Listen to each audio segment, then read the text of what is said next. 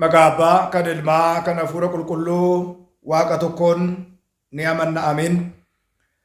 Kabajamootaa fi jaalatamootaa maatiiwwan Waaqayyoo, Waaqayyoon kan jaalattan Waaqayyoo isiniin kan jaalatu hundumti keessan akkam jirtu, akkam yoo nageessanii akkamiin turtanii, guyyaa har'aatiin akka balleessaa keenyaa, akka baay'ina gochaa cubbuu keenyaa osoo hin ta'in arjummaa isaatiin guyyaa har'aatiin kan nu ga'e galannii fi ulfinni teessoo isaa Aariyaam irratti isaatiif haa ta'u።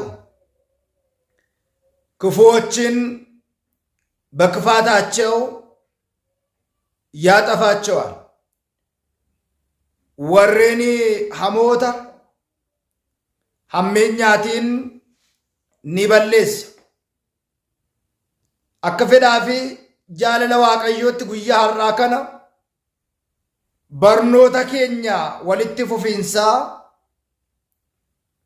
gaa'ila saala wal fakkaataa yookiin immoo warra gibra Sodoom jennu kutaa tokkoffaa, lammaffaa, sadaffaa kanaatiin dura waliitiin ilaaluun keenya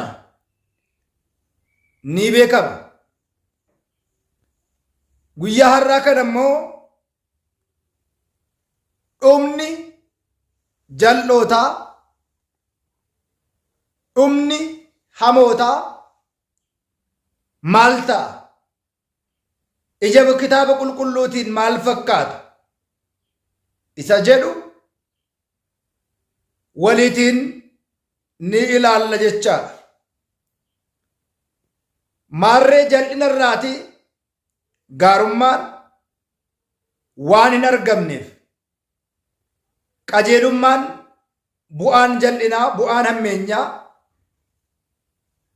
deebisee badiinsa waan ta'eedhaaf guyyaa har'aa kana wangeela qulqullichaa Maatiyoos boqonnaa 21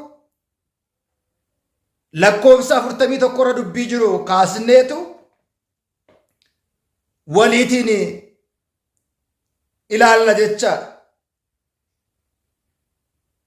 Barnoota keenya dabarsine keessatti hammeenya hojjechaa kan turan baranoota carraan isaanii dhumaa maal akka ta'e, maaltu akka isaan mudate, warra Waaqayyootiin wal waraanan, warri seera Waaqayyootiin walitti bu'an maaltu akka isaan eeggatuu fi bu'aadhuma hojii isaanii maal akka ta'e waliin ilaalleerra. Akkana jedha wangeela qulqullicha Maatiyoos boqonnaa 21 lakkoofsa 40 kaasne gaafa ilaallu, egaa abbaan biqiltuu Gooftaan yeroo dhufetti qotee bultoota kana irratti maal isaan irratti raawwata? Isaanis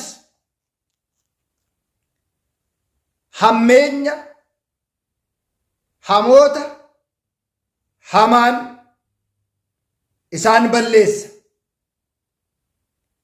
Abbaan wayinichaa yookiin immoo abbaan biqiltichaa firee ishii yeroodhaan kan inni itti laatu, qotee bultoota warra kaaniif kan inni itti kennu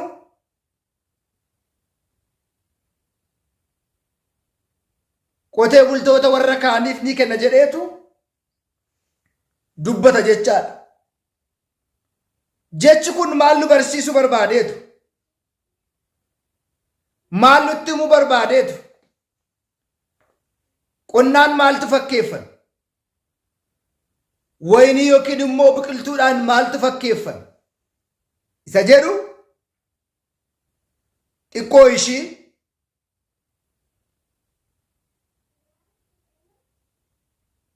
waliitiin ilaaluun barbaachisaadha. Akkana jedha fakkeenya biraas immoo dhaga'a.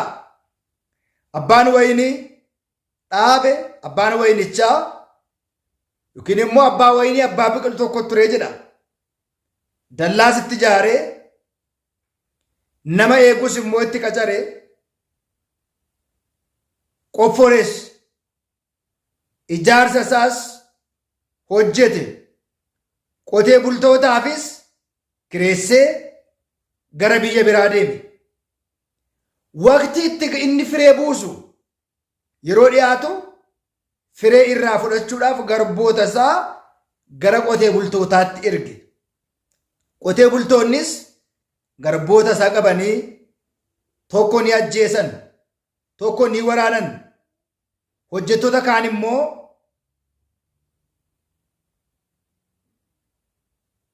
irra deebi'ee ergee jedha. Akkas irratti raawwatan. Booda garuu ilma koo sodaatu laata jedheetu ilma isaa erge.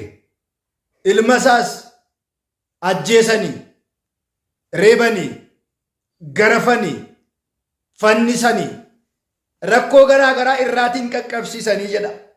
Maatiiwwan Waaqayyoo warreen qotee bultootaan fakkeeffaman hojjettoota qotee bultootaan immoo qotee bultoota warreen jedhaman kun hojiiwwan hafuuraa garaa garaa kanneen raawwatanidha. Dursanii abboota raajootaa, abboota qulqullootaa fi kanneen biraa gara biyya lafaatti wangeela mootummaa Waaqayyoof nama qopheessu, jireenya bara baraa isa namaa kennu akka lallabaniif qulqulloota, abboota, raajota isaan kun gara biyya lafaatti ergamanii turan. Maal akka hojjetaniif? Akka qotan, akka lallaban, akka barsiisan, akka tajaajilan. Isaan kun warreen wangeela hin beeknee fi wangeela Kiristoos barachuu hin barbaanne biratti gatii guddaa baasan, kaan hidhamanii, kaan du'anii, kaan waraanamanii isa kanutti agarsiisudha. Dhumarra garuu ilma koo sodaatu jedheetu ilma isaa tokkicha erge. Inni immoo gooftaa keenya qoricha keenya Iyesuus Kiristoosiin bara barsiisummaa isaa gara biyya lafaatti dhufe addunyaa kana barsiisuudhaaf, gorsuudhaaf, ijoollee isaa kan isaa godhachuudhaaf gaafa dhufu isallee saalfii dhiisaniitu ajjeesanii, waraananii, garafanii, himatanii jedheetu fakkeenya kana nutti hima. Dhumarratti warreen ammoo hamaadhaan isaan balleessa jedheetu warra seera Waaqayyoo ala deeman,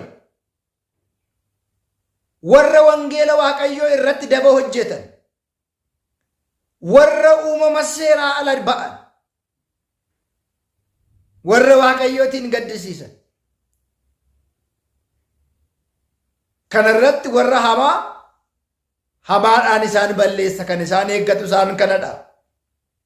Maarree gaamma addunyaan maal ta'aa jirti? Keessumaa yeroo darbe kutaa biyya Ameerikaa keessatti waan ta'e agartaniittu. Hundi keessa hubattaniittu. Biyya keenyattis maaltu ta'aa jira? Jennee gaafa ilaallu waadanuu dheekkamsa Waaqayyoo fidu, horiisaa Waaqayyoo fidu, Waaqayyo akka nutti dheekkamu kan godhu waa baay'ee, waa hedduu argaa jirra. Amma immoo keessa darbaa akkuma barnoota keenya kutaa 1ffaa, 2ffaa, 3ffaa keessatti ilaalle keessatti mirgi nuu kenname, mirgi nuuf laatame, shamarri shamara akka fuutu, dhiirri dhiira akka fuudhu mirgi keenya nuuf haa kabajamu. Yaanni jedhu amma biyya keenya keessatti mul'achaa fi addunyaa guutuu keessatti mul'achaa jira. Kaayyoon humti gaa'ila saala wal fakkaataa yookiin immoo gibra sadoom kan jennu kun kaayyoon isaa maalidha? Maaliif kun yaadame? seera waaqayyootiin ala ta'uun maaliif barbaadame jennee gaafa ilaallu gochaan kun baay'ina cubbuu irraatii kan dhufu malee mirga miti. Mirgi ilma namaa mirga jiraachuu, uffachuu, nyaachuu, galateeffachuu, waaqeffachuudha. Ilmi namaa mirgoota gurguddaa lama qaba. Dirqamaa fi mirga.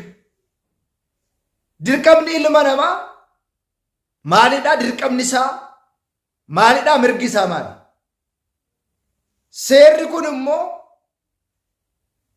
mirga karaa waaqayyoo namaa kennamuu fi mirga karaa namtolfee namaa kennamu. Egaa amma mirga isa tokkoo dhiibanii mirgi koo naafaa kabajamu jechuun hin danda'amu. Biyyi keenya Itoophiyaa biyya amantaati. Biyya amantoonni garaa garaa keessatti deddeebi'an. Wangeelli Kiristoos keessatti lallabamu. Kana bira darbee immoo biyya aadaa, duudhaa, eenyummaa mataa ishee qabdu. Dhimmi kun akka amantaattis nama gaafachiisa, akka foonittis nama gaafachiisa, akka aadaattis nama gaafachiisa.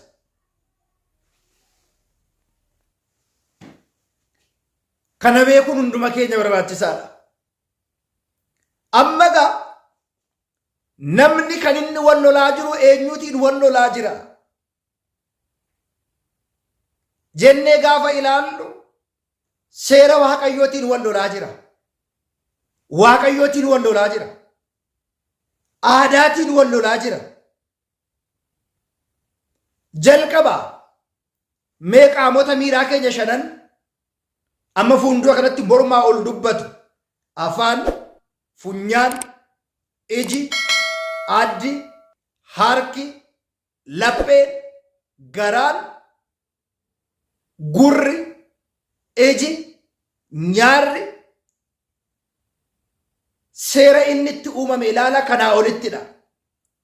Adeemsi jarri warri gaa'ela zaala wal fakkaataa yookiin immoo gibra Sodoom 66 jennu kun iji asitti hojjetame kun sirrii miti, as ta'uu qaba ture. Gurri asitti uumame kun ta'uu hin qabu, naannaa kana ta'uu mala ture. Lukni gaditti uumame gubbaa dhufuu qaba ture. Inni saalli isaa dhiira ta'ee uumame dhalaa ta'uu qaba ture.